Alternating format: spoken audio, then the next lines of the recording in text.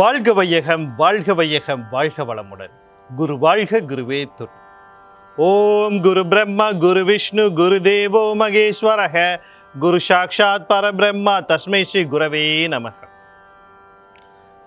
உலகமெங்கும் உள்ள ஆதவன் தொலைக்காட்சி நேயர்களே, ராசி பல நிகழ்ச்சியினூடாக உங்களை சந்திப்பதில் பெருமகிழ்ச்சி அடைகிறேன்.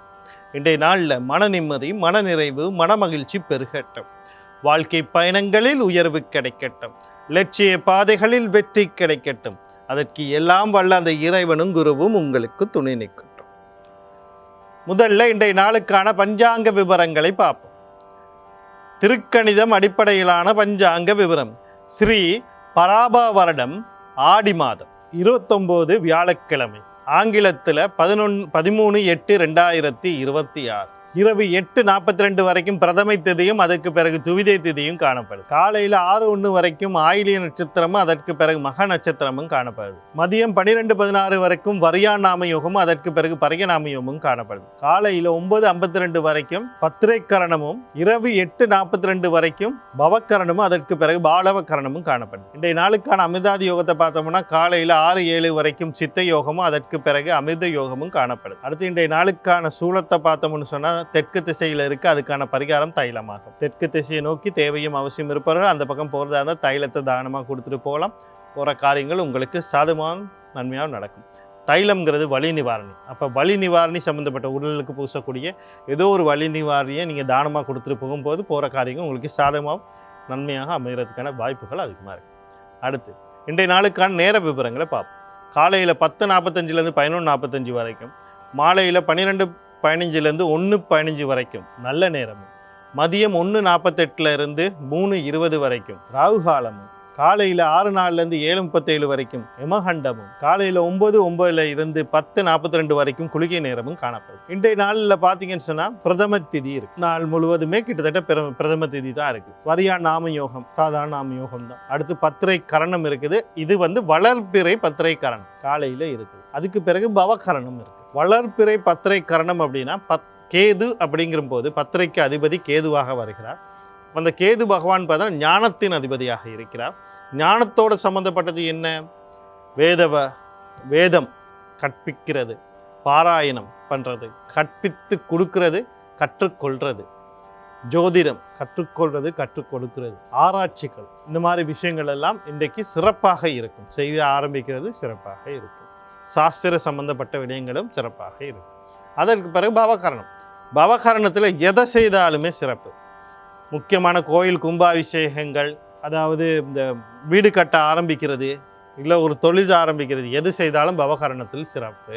அப்போ இன்றைக்கு புழுக்க சிறப்பான நாட்களுக்கு இதுகளை செய்தால் சிறப்பு. மற்றதுகளை செய்யக்கூடாதுன்னா அப்படி இல்லை, இதுகள் செய்கிறது சிறப்பாக இருக்கும்னு சொல்கிறேன். மற்றது எது செய்தாலும் சிறப்பு. ஒரு தடவைக்கு உங்களுடைய ஜன்ன ஜாதகத்தை ஒரு ஜோதிடத்தை கேட்டு நான் இதை ஆரம்பிக்க போகிறேன், சரியா இந்த டைமில் செய்யலாமா அப்படிங்கிறத புரிஞ்சுக்கிட்டு, ஏன்னா உங்களுக்குன்னு வரும்போது அதை மகா திசை புத்தியோட ஒப்பிட்டு பார்க்க வேண்டிய சூழ்நிலைகள் இருக்குது. அதனால் அதை ஒப்பிட்டு பார்க்குறது நன்மையை தரும். அடுத்து இன்றைய நாளுக்கான ராசி பலன். இந்த ராசி பலன் அப்படின்னு சொல்லும்போது ஒவ்வொரு நாளுமே உங்களுக்கு ஒரு சிறப்பான விளக்கத்தை கொடுத்துக்கிட்டு வந்துக்கிட்டு இருக்கேன். ஏன் இந்த விளக்கத்தை நான் தொடர்ந்து கொடுக்குறேன் அப்படின்னு சொல்லி பார்த்தீங்கன்னா, தொலைக்காட்சி வாயிலாக வரும்போது புதிய நபர்கள் பார்க்கலாம், அவங்களும் தெரிஞ்சுக்கொள்ளணும். அதே நேரத்தில் காணொளி வழியாக வரும்போது அதை வலைத்தளங்களில் காணொளியாக வருகிறது. அப்படி வரும்போது அவங்களும் தெரிஞ்சுக்கணும். இங்கே நிறையா பேர் விடுற தவறு என்னென்னா, பலன் பார்ப்பது எப்படி என்பது தெரியாது. ஏன்னா எல்லாரும் ராசியை பார்க்குறாங்க. ராசிங்கிறது சந்திரனுடைய நகர்வை வச்சு உருவாகுது. சந்திரனுடைய அம்சங்கள் அப்படின்னு பார்க்கும்போது உடல் மனம் சார்ந்த விஷயங்கள். ஆனால் இந்த உடல் மனம் அப்படிங்கிறத தாண்டி இதை இயக்குகின்ற உயிர் சக்தின்னு ஒன்று இருக்குது. அந்த உயிர் சக்தியை தான் நம்ம கருத்தில் கொள்ள வேண்டும். அது தான் லக்னம். அது சூரியனை மையமாக வைத்து வருகிறது. ஜோதிட சாஸ்திர விதிகளின்படி சந்திரன் தாய் கிரகமாகவும் தந்தை சூரியனாகவும் கருதப்படுகிறார். உற்பத்திக்காரகன் ஆத்மக்காரகன் என்று சொல்கிறோம்.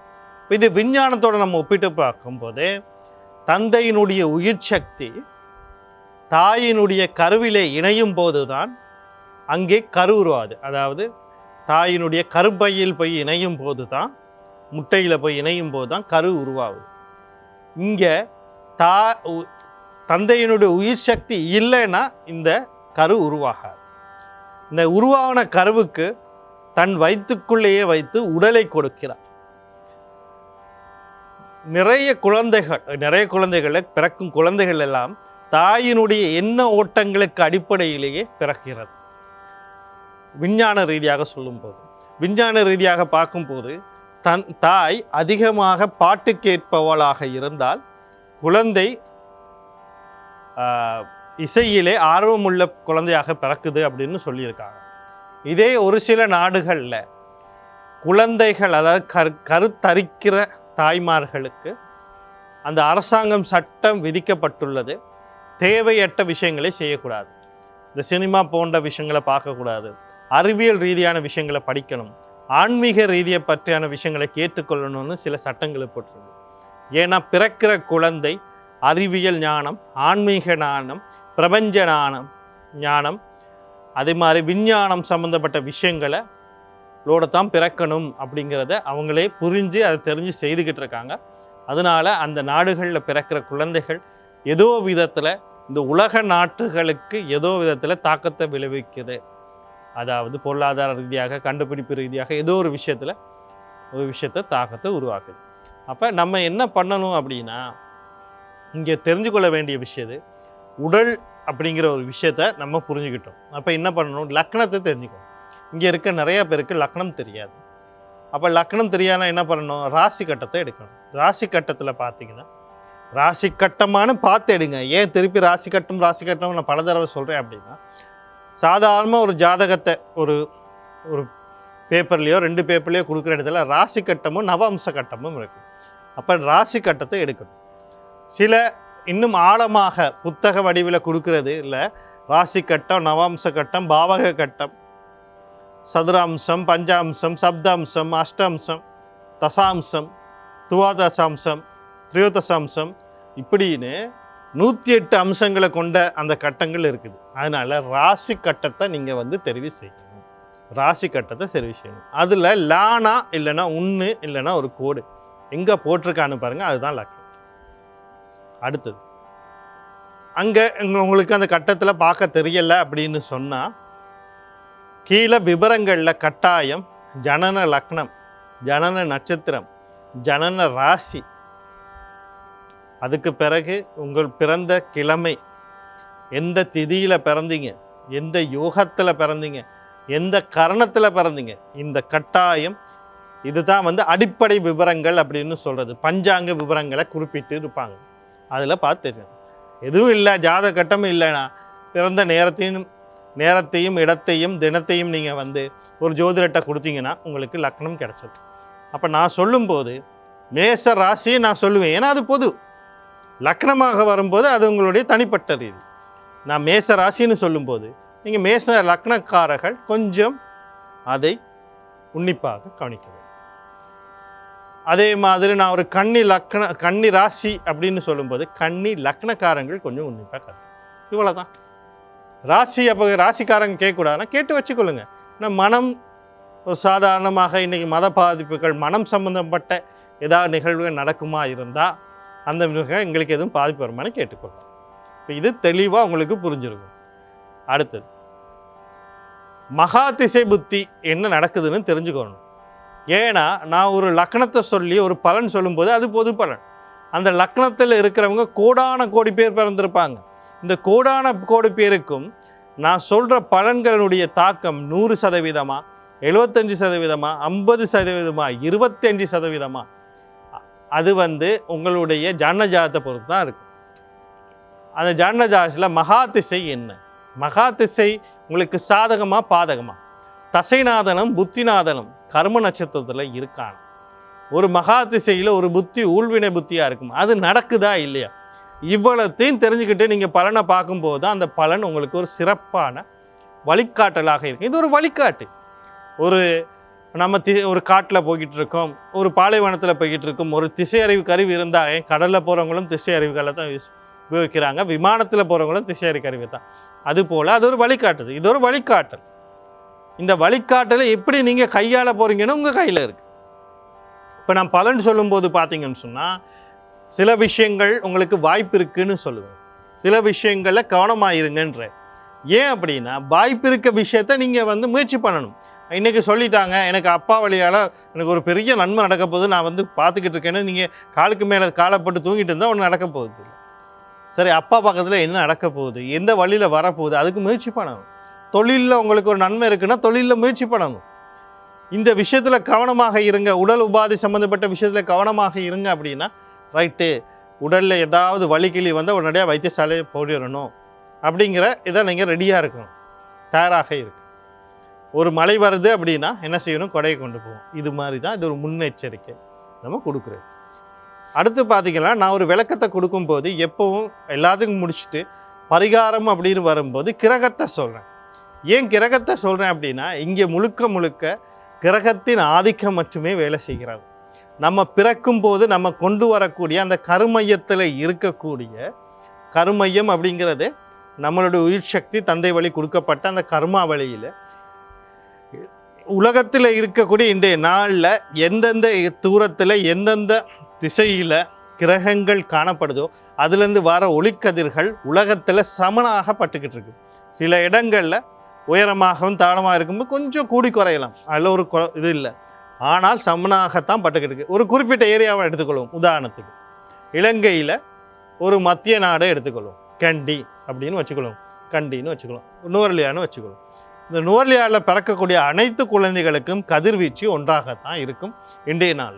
ஆனால் அந்த கதிர்வீச்சில் ஒரு சில மாற்றங்கள் உருவாகும். எப்படின்னா, நீங்கள் எந்த கர்மாக்களின் அடிப்படையில் பிறந்திருக்கீங்களோ அதனுடைய அந்த கருசக்தி அங்கே இருக்கும்போது உங்களுக்கு கொடுக்கக்கூடிய கதிர் உங்களுடைய அந்த கரு சக்தியோட சில போராட்டங்கள் நடத்தும், ஏற்றத்தாழ்வுகள் இருக்கும், ரசாயன மாற்றங்கள் நிகழும். அந்த ரசாயன மாற்றத்தின் விளைவு தான் உங்களுடைய வாழ்க்கையாக மாறுது. அப்போ அந்த சரி பண்ணணுன்னா நீங்கள் அந்த கதிர்வீச்சை தான் சரி பண்ணணும். அப்போ அதனால தான் நான் வந்து கிரகங்களை சொல்கிறேன். இன்றைய சனி பகவான் அப்படின்னு சொல்கிறேன். சனி பகவானை போய்ட்டு உங்களுக்கு நேரடியாக கும்பிட விருப்பம் இல்லாத பட்சத்தில் அவருடைய அதிபதி சிவபெருமான். இதை கோயிலுக்கு போய் தான் செய்தால் கோயிலுக்கு போய் செய்தால் சிறப்பு, இல்லை மனசால சரி செய்யுங்க. நான் 4-5 தெய்வம் சொல்லுவேன். பெண் தெய்வம்னு சொன்னாலே துர்க்கி மாரியம்மன், கருமாரியம்மன், முத்து மாரியம்மன், அம்பாள் இருக்க அவ்வளவு தெய்வத்தையும் சொல்லுவேன். உங்களுக்கு பிடிச்ச ஏதோ ஒரு தெய்வத்தை கும்பிடுங்க. ஆனால் கட்டாயம் குலதெய்வம், கர்ணநாதன், யோகாதிபதி இந்த 3 பேரையும் தொடர்ந்து வழிபாடு பண்ணுங்க. ஏன்னா இவங்க தான் உங்களுக்கு வாழ்க்கையை முன்னேற்றி கொண்டு போகும். அடுத்து ராசி பலனுக்குள்ளே போகும். முதல்ல மேசராசி அன்பர்களே, இன்றைய நாள் உங்களுக்கு எப்படி இருக்குது அப்படின்னு சொல்லி பார்த்தோம்னா, நீங்கள் கவனம் செலுத்த வேண்டிய விடயங்கள் அப்படின்னு சொல்லும்போது தொழில் வியாபாரம் சம்பந்தப்பட்ட விஷயங்களை சில நன்மைகள் நடக்க ஆரம்பிக்கும். அதாவது கடல் கடந்து தொடர்பாக ஏற்றுமதி இறக்குமதி இல்லாட்டி விரிவாக்கங்கள் உருவாகிறதுக்கு வாய்ப்பு இருக்குது. சில நஷ்டங்களை விரயங்களை உங்களை அடைந்துக்கிட்டு இருந்தால் அதெல்லாம் எப்படின்னு கண்டுபிடிச்சி அதை உங்களுக்கு லாபகரமாகவோ இல்லைன்னா நஷ்டமற்ற ரீதியில் விரயங்களை தடுக்கக்கூடிய நிலைகள் உருவாகும். ஆண் குழந்தைகள் வெளிநாடு போது முயற்சி பண்ணனா வாய்ப்பு இருக்குது, இல்லை ஆண் குழந்தைக்கு முயற்சி பண்ணிங்கன்னா அதுக்கும் வாய்ப்பு இருக்குது. மற்றது பார்த்திங்கன்னு சொன்னால் வாழ்க்கையில் சில மாற்றங்கள் உருவாகிறதுக்கு வாய்ப்பு இருக்குது. இந்த மாற்றங்களை சரியாக பயன்படுத்தி கொள்ளுங்கள். இந்த நாளில் வரக்கூடிய சகல விஷயம் நன்மையாக மாற்றிக்கொள்ள சனி பகவான் அவருடைய அதிபதி சிவபெருமான், தர்மசாஸ்திர குலதெய்வம் கர்ணா யோகாதிபதி வழிபாடு செய்து கொள்ளுங்கள். இன்றைய நாள் உங்களுக்கு நல்லாக அமையும். அடுத்து ரிஷபராசி நேயர்களே, இன்றைய நாள் உங்களுக்கு எப்படி இருக்குது அப்படின்னு சொல்லி பார்த்தோம்னா, நீங்கள் கவனம் செலுத்த வேண்டிய விடயங்கள் அப்படின்னு சொல்லும்போது முக்கியமாக தந்தை வழி உறவுகள், தந்தை சார்ந்த விஷயத்தில் கொஞ்சம் கவனமாக இருக்கணும். அவசரப்பட்டு எந்த முடிவும் எடுத்துடக்கூடாது. வாழ்க்கை சார்ந்து எந்த ஒரு முடிவும் எடுத்துக்கூடாது. அதாவது குடும்ப வாழ்க்கையாக இருக்கலாம், தொழிலாக இருக்கலாம், வியாபாரம் இருக்கலாம், எந்த ஒரு முடிவும் அவசரப்பட்டு எடுக்கக்கூடாது. உயர்கல்வி சார்ந்த விஷயத்தில் அவசரப்பட்டு எந்த ஒரு முடிவும் எடுக்கக்கூடாது. ரெண்டு நாளில் வரக்கூடிய சகல விஷயத்தை நன்மையாக மாற்றி அமைத்துக்கொள்ள நீங்கள் சூரிய பகவான், குலதெய்வம் கண்ணா யோகாதிபதி வழிபாடு செய்து கொள்ளுங்கள். இன்றைய நாள் உங்களுக்கு இனிமையாக அமையும். அடுத்து மிதுன ராசி நேயர்களே, கவனமாக இருக்கணும். நீங்கள் மட்டுமில்லை, உங்களுடைய தந்தை, அடுத்தது உங்களுடைய ஆண் குழந்தை, எல்லா விஷயத்துலையும் கவனமாக இருக்கணும். வீட்டில் இருந்தாலும் சரி, வெளியே போனாலும் சரி, சும்மா இருந்தாலும் சரி, வேலை செஞ்சுக்கிட்டு இருந்தாலும் பொறுமை, அமைதி, கடமை. அடுத்தது எதிர்பார்த்த விஷயங்களில் சில தடைகள், தாமதங்கள், இன்சூரன்ஸ் சொத்துக்கள், தந்தை வழி சொத்துக்களில் தடைகள், தாமதங்கள் ஏற்பதுக்கு வாய்ப்பு இருக்குது. எல்லா விஷயத்துலையும் கொஞ்சம் கவனமாக இருக்க வேண்டிய நாளாக இருக்குது. இன்றைய நாளில் வரக்கூடிய சகல விஷயம் நன்மையாக மாற்றி ஆஞ்சநேயர், குலதெய்வம் கண்ணா யோகாதிபதி வழிபாடு செய்து கொள்ளுங்கள். இன்றைய நாள் உங்களுக்கு இனிமையாக அமையும். அடுத்து கடகராசி நேயர்களே, இன்றைய நாள் உங்களுக்கு எப்படி இருக்குது அப்படின்னு சொல்லி பார்த்தோம்னா, நீங்கள் கவனம் செலுத்த வேண்டிய விடயங்கள் அப்படின்னு சொல்லும்போது திருமணம் சம்பந்தப்பட்ட விஷயங்களில் கவனமாக இருக்கணும். திருமணம் அப்படின்னு நான் சொல்லும்போது முக்கியமாக திருமண பேச்சுவார்த்தையில் இருப்பவர்கள், திருமணத்துக்கு வரன் தேடுபவர்கள் அவசரப்பட்டு எந்த முடிவும் எடுக்கக்கூடாது. கணவன் மனைவி இடையிலே கருத்து வேறுபாடு முரண்பாடு வந்தால் கடந்து போங்க. ஏன்னா இன்றைக்கி உங்களுடைய விதியின்படி, உங்கள் ஜாதகத்தின்படி, இல்லைன்னா உங்களுடைய கோச்சாரத்தின்படி ஏதோ ஒரு விஷயத்தில் இன்றைக்கி உங்களுக்கு உங்களால் தான் வருது, அவங்க இல்லை காரணம். என்ன நடக்கும்னா உங்களுக்கு பிடிக்காத ஒரு விஷயத்தை அவங்க செய்யக்கூடிய சூழ்நிலை வரும். அப்போ நீங்கள் என்ன பண்ணுவீங்க? வாக்குவாதங்கள் பண்ணுவீங்க. அது சண்டை பெருசாகும், சிக்கலாகும். அதனால் கடந்து போங்க, பேசி பெருசாக்காது. அடுத்து யார்கிட்ட என்ன பேசுகிறோம், எப்படி பேசுகிறோம், எது சம்மந்தமாக பேசுகிறோம், யோசிச்சு நிதானமாக பேசுங்க. ஏன்னா நீங்கள் ஒன்று பேசுவீங்க, அவங்க ஒன்று புரிஞ்சு கொள்வாங்க, அதனால ஒரு சிக்கல் உருவாகும். வாய்ப்பு கொஞ்சம் கவனமாக இருக்கும். இன்றைய நாளில் வரக்கூடிய சகல விஷயத்தை நன்மையாக மாற்றி அமைத்துக்கொள்ள நீங்கள் மகாலட்சுமி குலதெய்வம் கண்ணா யோகாதிபதி வழிபாடு செய்து கொள்ளுங்கள். இன்றைய நாள் உங்களுக்கு இனிமையான நாளாக அமையும். சிம்ம ராசி நேயர்களே, இன்றைய நாள் உங்களுக்கு எப்படி இருக்குது அப்படின்னு சொல்லி பார்த்தோம்னா, நீங்கள் கவனம் செலுத்த வேண்டிய விடயங்கள் அப்படின்னு சொல்லி கடன் கொடுக்கல் வாங்கல் இருந்த சிக்கல்கள் தீரும். தொழிலில் ஒரு மாற்றத்தை எதிர்பார்க்குறீங்களா? புதிய தொழிலுக்கு போகணும்னு நினைக்கிறீங்களா? இல்லை அடுத்த நிலைக்கு, அதாவது தொழிலில் பதவி உயர்வுகளை எதிர்பார்க்குறீங்களா? இன்றைக்கு நீங்கள் முயற்சி பண்ணால் அதுக்கான வாய்ப்புகள் கிடைக்கும். நோய்கள்லேருந்து வெளிவரணுமா, அல்லது அதுக்கு சரியான சிகிச்சை திரும்புமா, அதுக்கான வாய்ப்பு இருக்குது. எதிரிகள் யாருன்னு இனம் காண்றது, அவங்கள முறையடிக்கிறதுக்கான வாய்ப்புகள்லாம் இருக்குது.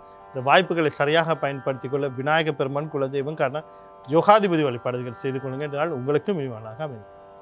அடுத்து கன்னிராசி நேயர்களே, இன்றைய நாள் உங்களுக்கு எப்படி இருக்குது அப்படின்னா, இந்த பூர்வீக சொத்துன்னு சொல்லக்கூடிய அல்லது தந்தை வழி சொத்துக்குன்னு சொல்லக்கூடிய இந்த விஷயங்களில் அவசரப்பட்டு எந்த முடிவும் எடுக்கக்கூடாது. வாங்கிறது, விற்கிறது, அடகு வைக்கிறது, முக்கியமாக பாவ பிரிவினை பேசவே கூடாது. குழந்தைகள் விஷயம், அது குழந்தையாக இருக்கலாம், ரெண்டாவது குழந்தையா, அவசரப்பட்டு முடிவு பண்ணக்கூடாது. குழந்தைகளின் திருமண விஷயம் அவசரப்பட்டு முடிவு பண்ணக்கூடாது.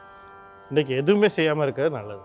அடுத்தது காதல், களியாட்டம், கொண்டாட்டம் சம்பந்தப்பட்ட விஷயங்களையும் அவசரப்பட்டு எந்த முடிவும் எடுக்காமல் இருக்கிறது சிறப்பை தரும். இன்று நாளில் வரக்கூடிய சகல விஷயத்தையும் நன்மையாக மாற்றி அமைத்துக்கொள்ள நீங்கள் குலதெய்வம் கண்ணா யோகாதிபதி வழிபாடு செய்து கொள்ளுங்க. இன்று நாள் உங்களுக்கு இனிமையாக அமையும். அடுத்து துலா ராசி நேயர்களே, இன்றைய நாள் உங்களுக்கு எப்படி இருக்குது அப்படின்னு சொல்லி பார்த்தோம்னா, நீங்கள் கவனம் செலுத்த வேண்டிய விடயங்கள் அப்படின்னு சொல்லும்போது முக்கியமாக தாய் வழி உறவுகள், தாய் சார்ந்த விஷயத்தில் நன்மைகள் நடக்கிறதுக்கு இருக்கும். வீடு, காணி, வாகனம், சொத்து சம்பந்தப்பட்ட விஷயங்களில் உங்களுக்கு நன்மைகள் உங்களுக்கு கை கொடும். வாங்குறது, விற்கிறது, அடகு வைக்கிறது, நின்னால அந்த சிக்கல் தீர்றது, அடகு வச்சது திருப்புறது போன்ற விஷயங்கள் நடக்கும். கணவன் மனைவி இடையில் அந்நியோன்யங்கள் பிறகும். நீண்ட நாளைக்கு பிறகு மன நிம்மதி, மன திருப்தி அடையக்கூடிய நாளாக இருக்குது. அடுத்து பார்த்தீங்கன்னா, கல்வி கற்கிற கல்வியில் முன்னேற்றங்கள் கிடைக்கும். இந்த நாளில் வரக்கூடிய சகல விஷயத்தை நன்மையாக மாற்றி அமைத்துக்கொள்ள பெண் தெய்வம்னு சொல்லக்கூடிய துர்க்கை மாரியம்மன், கருமாரியம்மன், முத்துமாரியம்மன், அம்பாள் குலதெய்வம் கண்ணா யோகாதிபதி வழிபாடு கிடைக்கும். ஆதிபராசக்தி கவச பாராயணம் அல்லது பாரத்தை கேட்குற நன்மையை தரும். அடுத்து விருச்சிக ராசி நேயர்களே, இன்றைய நாள் உங்களுக்கு எப்படி இருக்குது அப்படின்னு சொல்லி பார்த்தோம்னா, நீங்கள் கவனம் செலுத்த வேண்டிய விடயங்கள் அப்படின்னு சொல்லும்போது முக்கியமாக முயற்சிகள். நீங்கள் நிறைய வாழ்க்கையில் எல்லாருமே எல்லா விஷயத்துக்கும் முயற்சி பண்ணிக்கிட்டே இருப்போம். ஒரு படிப்புக்காக இருக்கலாம், தொழிலுக்காக இருக்கலாம், வியாபாரத்துக்காக இருக்கலாம், வாழ்க்கைக்காக இருக்கலாம். ஏதோ ஒரு முயற்சி பண்ணாத மனிதனே இல்லை. முயற்சி பண்ணலைன்னா அவன் சித்தனாவோ பித்தனாவோ தான் இருக்கணும். ஏதோ ஒரு விஷயத்துக்கு முயற்சி பண்ணிக்கிட்டு தான். அப்படி முயற்சி பண்ணுற விஷயங்களில் தடைகளோ தாமதங்களோ ஏற்படலாம். அதே நேரத்தில் நீங்கள் பேசுகிற விஷயங்கள் கவனமாக சரியாக பேசுங்க. ஏன்னா நீங்கள் பேச நினைக்கிறத உங்களால் பேச முடியாத சூழ்நிலைகள் உருவாகும். அப்போ அங்கே ஒரு சிக்கல் உருவாகலாம். அடுத்தது பத்திரப்பதிவுகளை மேற்கொள்ளும் போது கவனமாக அந்த பத்திரத்தை சரிபாருங்கள். அதாவது டாக்குமெண்டேஷன் சொல்லுவோம். அது எது சம்மந்தப்பட்டதாகவும் இருக்கலாம். அதை நீங்கள் ஒருக்கா சரிபாருங்கள், இன்னொருத்தரை கொடுத்து பரிசீலனை பண்ண சொல்லுங்கள், அதுக்கு பிறகு பண்ணுங்கள். இல்லை அதுகளில் தடைகள், நீங்கள் ஒரு அனுமதி பெறணும், ஒரு இது பெறணும்னா அதில் சிக்கல்கள் உருவாகிறதுக்கான வாய்ப்புகள் இருக்குது. அது விஷயம். தம்பி தங்கைகள் சம்மந்தப்பட்ட விஷயங்களில் கொஞ்சம் கவனமாக இருங்க. அவங்க விஷயத்துலேயே அவசரப்பட்டு எந்த முடிவும் பண்ணாதீங்க. ஒரு பயணங்கள் போகிறதுக்கு முன்னாடி ஒரு தடவைக்கு 2 தடவை ஆலோசனை பண்ணுங்கள். உங்களுடைய அதாவது ஆலோசனை பண்ணுங்கள். அது அடுத்து ஒரு அழைப்பு ஏற்படுங்க, வந்தால் இந்த காரியம் கை கொடுமா, இது வரலாமா அப்படிங்கிற கேட்டுட்டு முயற்சி பண்ணுறது நன்மை தரும். இல்லைனா அதுலேயும் சில சிக்கல்கள் உருவாகிறதுக்கு வாய்ப்பு. இன்றைய நாளில் வரக்கூடிய சகல விஷயத்தையும் நன்மையாக மாற்றி அமைத்துக்கொள்ள நீங்கள் செவ்வாய் பகவான் அவருடைய அதிபதி முருகப்பெருமான் குலதெய்வம் கண்ணா யோகாதிபதி வழிபாடு செய்து கொள்ளுங்கள். இன்றைய நாள் உங்களுக்கு இனிமையாக அமையும். அடுத்து தனுசு ராசி நேயர்களே, இன்றைய நாள் உங்களுக்கு எப்படி இருக்குது அப்படின்னு சொல்லி பார்த்தோம்னா, நீங்கள் கவனம் செலுத்த வேண்டிய விடயங்கள் அப்படின்னு சொல்லும்போது குடும்ப உறுப்பினர்கள் சம்பந்தப்பட்ட விஷயத்தில் கவனமாக இருக்கணும். முக்கியமாக சொல்லணும்னா தாய், அடுத்தது வாழ்க்கை துணை, இவங்க 2 பேர் விஷயத்துலையும் அவசரப்பட்டு தேவையில்லாத பேசிடக்கூடாது. உங்களுக்கு மன அழுத்தங்கள் இருக்கலாம். மன அழுத்தத்தை பகிர்வது தவறில்லை. அதை கோபமாகவோ அல்லது மற்றவர்கள் வேதனைப்படக்கூடிய அளவுக்கு நீங்கள் அதை திணிப்பது தான் கூடாதுங்கிற. அடுத்தது பேசுகிற வார்த்தைகளை கவனம் வேணும். கையில் இருக்க பணத்தை தேவையில்லாமல் செலவழித்திடக்கூடாது. இந்த விஷயங்களில் கவனமாக இருங்க. நாள் வரக்கூடிய சகல விஷயம் நன்மையாக மாற்றியமைத்துக்கொள்ள இந்த புத பகவான் அவருடைய அதிபதி மகாவிஷ்ணு குலதெய்வம் கர்ண யோகாதிபதி வழிபாடுகள் செய்து கொள்ளுங்கள். இன்றைய நாள் உங்களுக்கு இனிமேலாக அமையும். அடுத்து மகர ராசி நேயர்களே, இன்றைய நாள் உங்களுக்கு எப்படி இருக்குது அப்படின்னு சொல்லி பார்த்தோம்னா, நீங்கள் கவனம் செலுத்த வேண்டிய விடயங்கள் அப்படின்னு சொல்லும்போது முக்கியமாக இன்றைக்கு உங்களுக்குள்ள ஒரு உத்வேகம் பிறக்கும். அந்த உத்வேகத்தில் நீங்கள் என்ன பண்ணுவீங்கன்னா உங்களோட முயற்சிகளை தொடருவீங்க. முயற்சிகளில் வெற்றியாகும். பத்திரப்பதிவுகள்லாம் ஒரு இடத்துல அப்படியே அனுமதியில் ஒரு அப்படியே தடையாகி இருக்குன்னா அடுத்த நிலைகளுக்கு போகும். கையில் உங்களுக்கு அனுமதி கிடைக்கும். உங்களுடைய போகிற காரியங்கள்லாம் கைகூடும். தம்பி தங்கையில் ஆதரவு கிடைக்கும். இப்படி பல விஷயங்கள் இன்றைக்கி உங்களுடைய அந்த ஏற்படக்கூடிய உத்வேகத்தில் நீங்கள் எல்லாமே செய்து முடிக்க போகிறீங்க.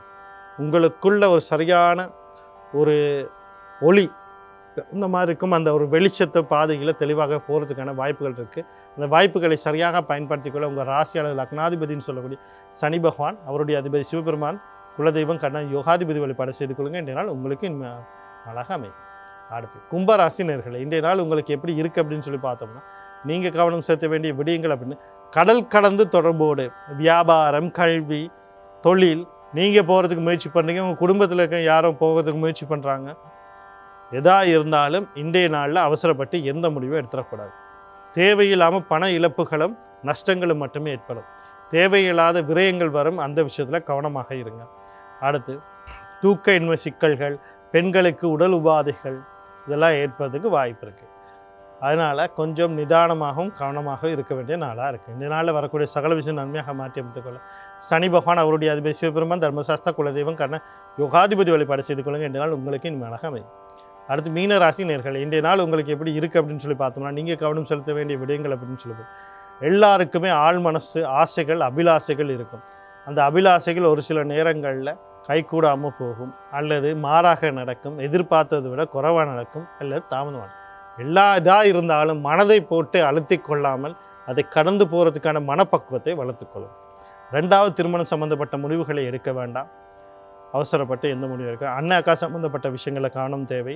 அதே நேரத்தில் அவங்களால சில சிக்கல்களும் வரலாம், அதுலேயும் கவனம் தேவை.